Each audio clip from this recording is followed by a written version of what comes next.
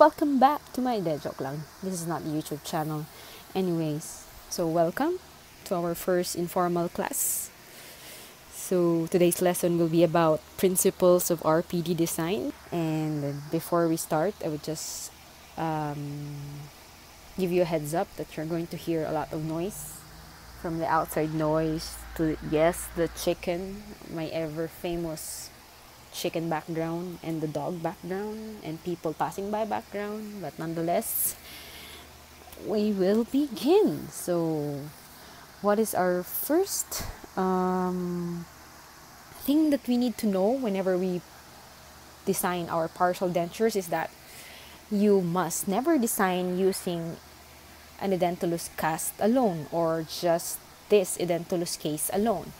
You need to always consider the outside factors or the other factors, such as how your edentulous case would present itself in the patient's mouth, or how the placement of such muscle attachments are found in your patient's mouth, or whatever other systemic or oral conditions that are present inside your patient's mouth that is not really that apparent when you look into an edentulous case. However, for us to better understand the principles, we are going to normalize everything, meaning we're not going to consider other factors aside from our edentulous case, the dentition, and then the soft and hard tissues therein. So we're going to imagine that this case right in front of you is in the ideal state.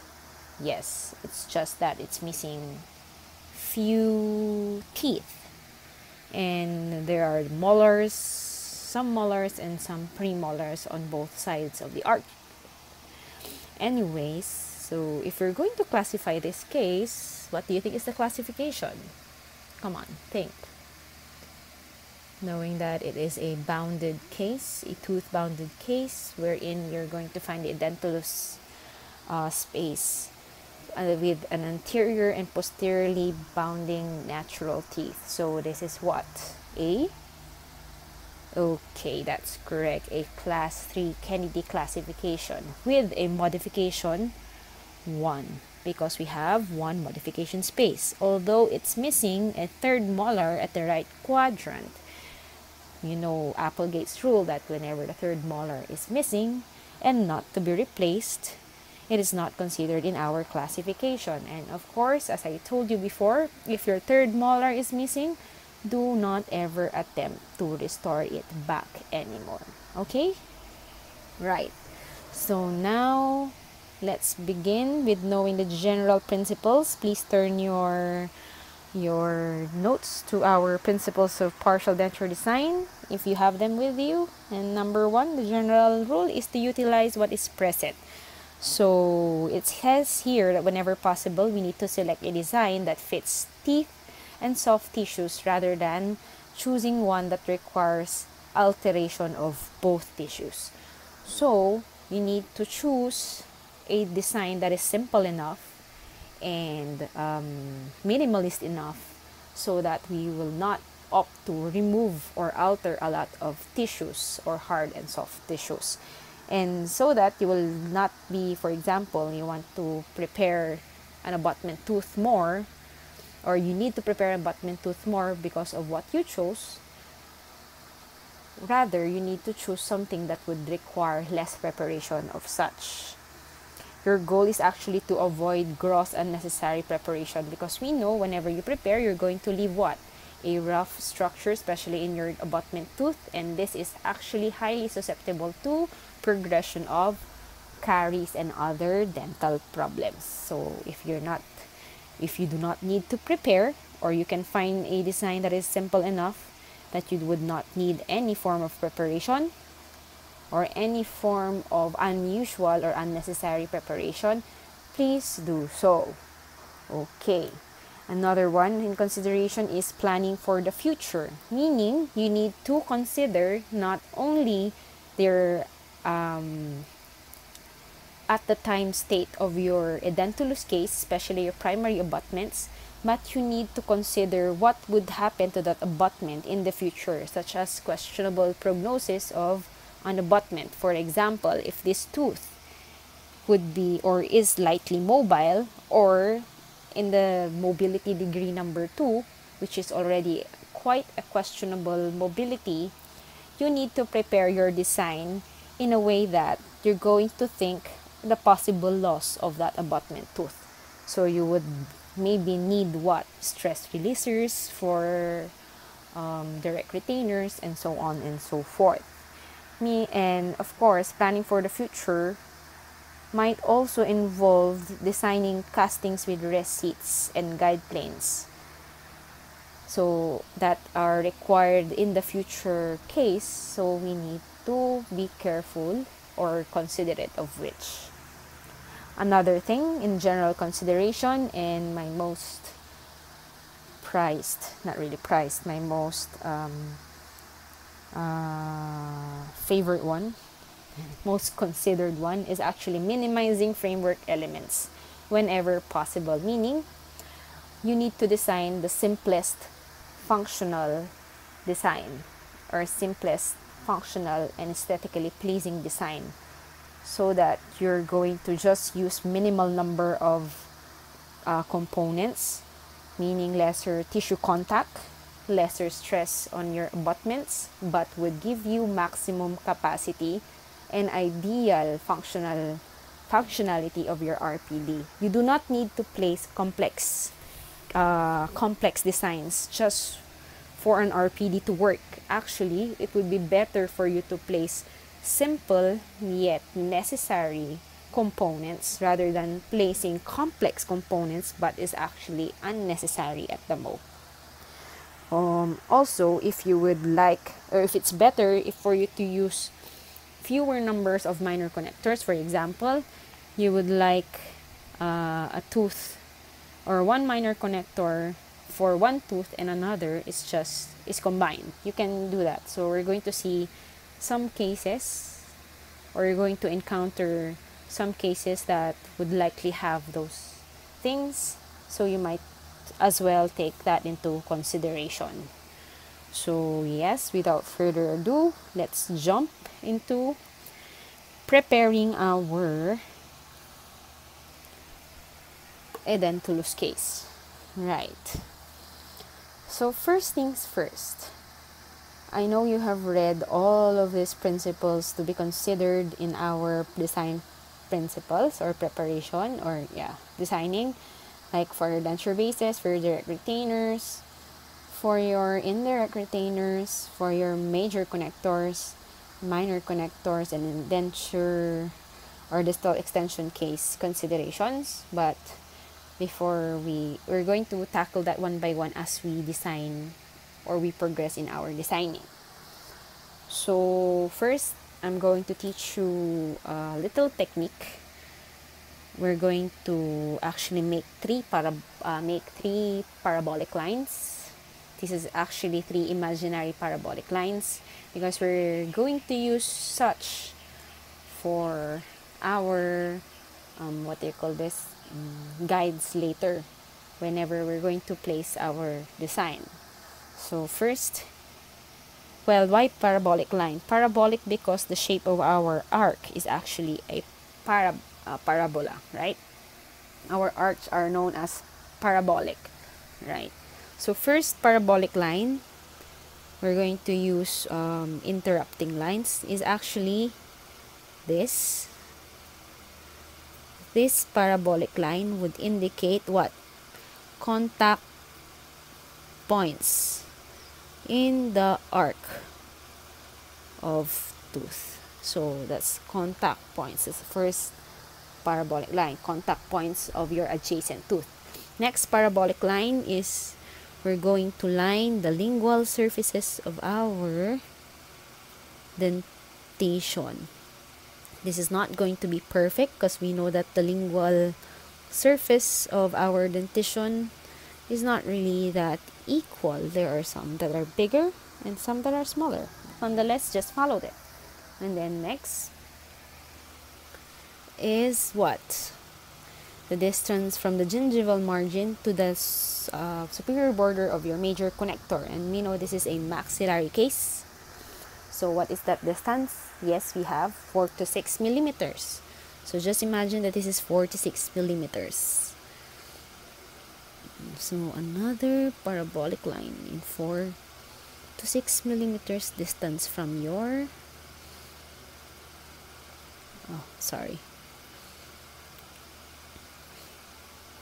teeth or dentition, right? So after that, as a general rule, we're actually going to choose our path of insertion and our primary abutment tooth. So what are our primary abutment tooth? Those that we are going to prepare in order for us to what? Get our single path of insertion or parallelism.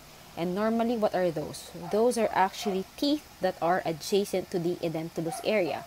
So since this is what? A class 3 case, we can have a primary abutment of all of those that are near the edentulous area. So we have this, and this.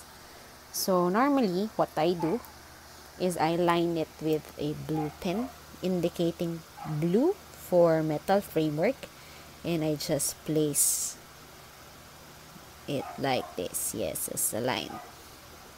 Why do I line this? This is known as a minor connector, but actually I first check or place it for guide plane design, right? Guide plane.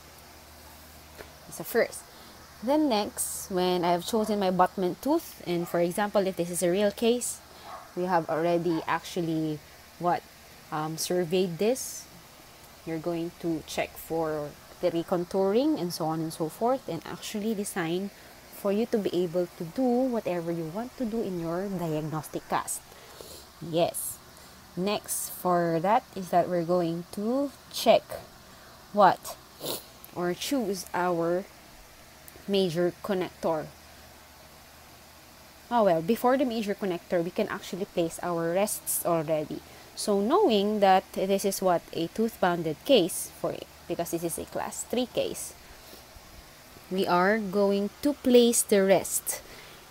As we have discussed, in a tooth-bounded case, rests are adjacent to edentulous spaces. So we can place our rest here, adjacent to edentulous spaces, carefully trying to follow spoon shape. I'm so sorry because it's quite covered. What else here? It's all occlusal rests, since we have premolars and molars. So occlusal rests are rounded triangles, right there.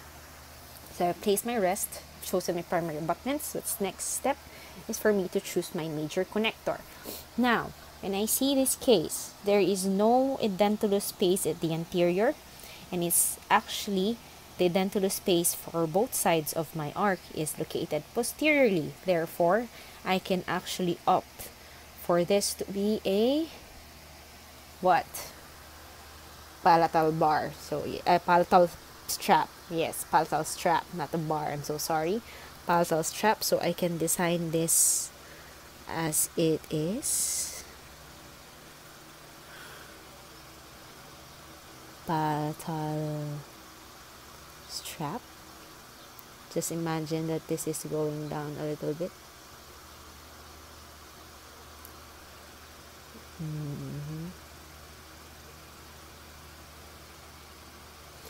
Your strap can be as thin as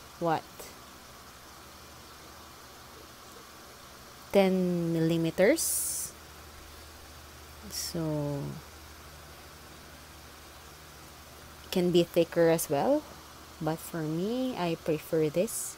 You could actually do it like that, but the lesser the tissue contact, while maintaining its integrity and rigidity for our major connector, is already okay with me, right there.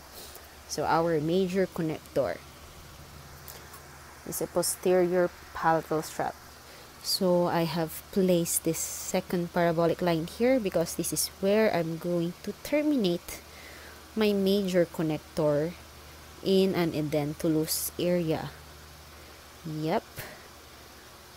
If this was what? A non-edentulous area, for example, I'm going to terminate my major connector here because I need a distance of 4 to 6 millimeters. But this is an edentulous area, so I would end up at this area.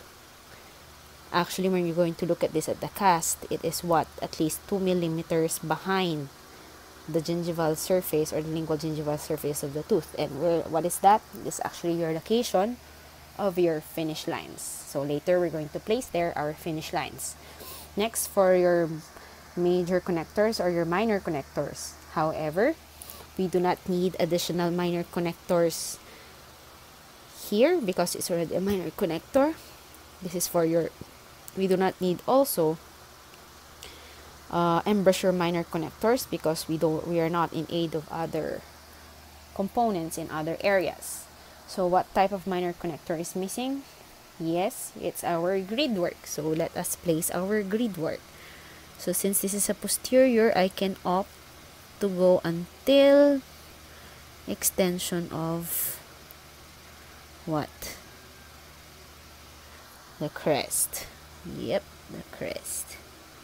So what am I doing? I'm already placing the outlines of my finish lines.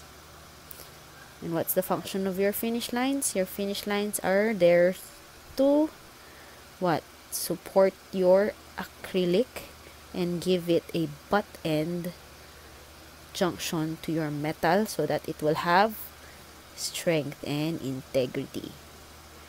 Right there. Oh, I'm sorry for the extension. Next up, after minor connector, we're going to give our case a direct retainer or direct retainers. Since this is a class 3 case, so let's just put it there, class 3 case, I'm going to give you a little bit of a tip for direct retainers. So direct retainers actually needs, or in every case, we have a minimum of 2 direct retainers, that's minimum, and a maximum of 4 direct retainers. So normally, we follow this simple principle of classification plus 1 whenever we choose the number of direct retainer each classification. This is actually ideal in an ideal state, but you may actually go or modify such rule. So classification plus 1. First, for example, class 1.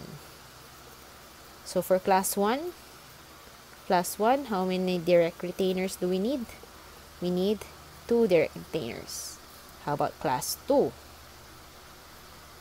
Class 2 plus 1, we have at least 3 direct retainers. So that's the ideal. This is ideal. How about class 3? Class 3 plus 1 is 4. That is the ideal. Well, class 4, of course, you cannot give plus 1 anymore because the maximum is 4. So class 4, no plus 1 is still 4. And always, when you have class 4 and it is a one-piece partial denture, you need to have the maximum number of direct retainers. Okay? It's always going to be 4. While for class 3, you can opt for 3. But this is the lowest that we could get. If it is a tissue or it is a tooth-bounded case. But if it's a class 3, that is mostly extensive and would require the support of your tissue structure. Therefore, you can go as low as 2. But nonetheless, this is the lowest that it can go.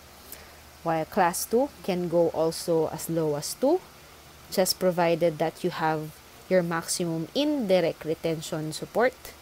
And for class 1, the maximum, not really, the minimum is 2. You can go for 3, but nonetheless, you just need 2 direct retainers plus an indirect retainer or more indirect retainers. Okay, so we go back to our this one. So knowing that, then this is a class 3, and we have what? 1, 2, 3, 4 primary abutments. We're just actually going to give this the ideal form or the ideal type for a tooth bounded case, and that is a circlet clasp. And a circlet is what?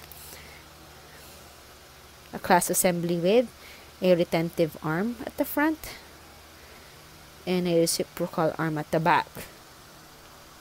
So we're just going to give every primary abutment the same circlet clasp. Just make sure you draw in accordance to what? The law of encirclement, and that is what?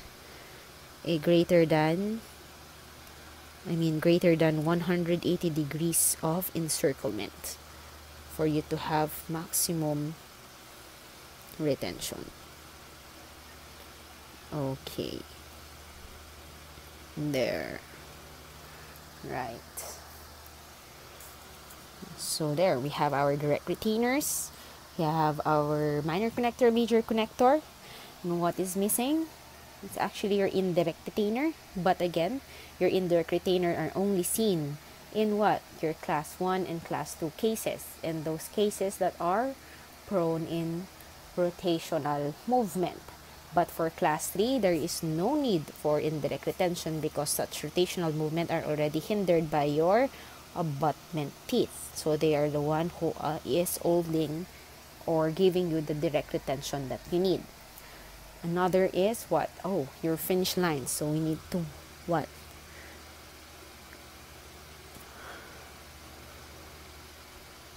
Draw our finish lines this way. Right. Indicator of a finish line. Let me just fix this. Alright. Not that good of a drawer. Sure. Anyways. So now we're done with our one piece. We go to other components. And since our one piece is what? Made out of a metal framework, a denture base, and a pontic. So we go with our pontics. So our pontics are what? It's a premolar and a molar. So we're just going to draw our molar.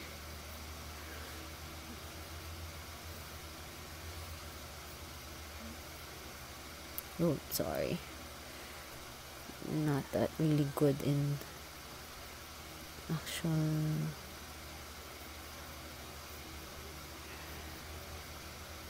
drawings. So yep, we're going to draw our premolar here as well, our premolar, second premolar here, and our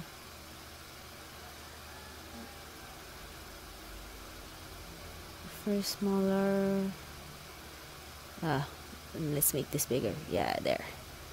First molar there. So let's make it appear a little by giving it its grooves. So this is a pontic. What else? No.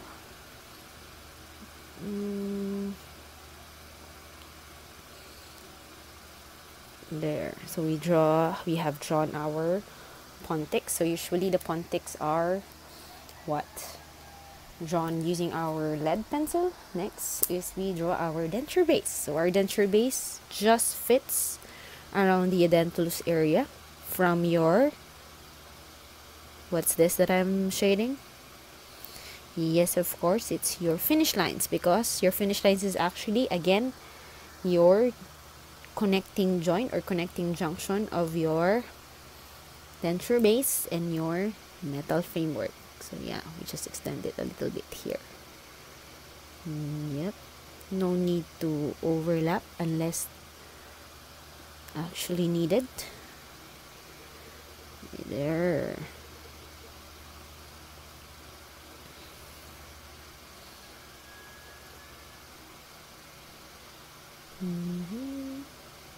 Alrighty, so that's how simple we can draw our case. Then this is again a class 3 modification 1 case, a tooth bounded case, and this is one of the easiest around, and you're just going to think of other ways in designing other edentulous cases. And by the way, in each edentulous case there is not one concrete design, but however a lot of designs, especially if you're going to consider a lot of factors.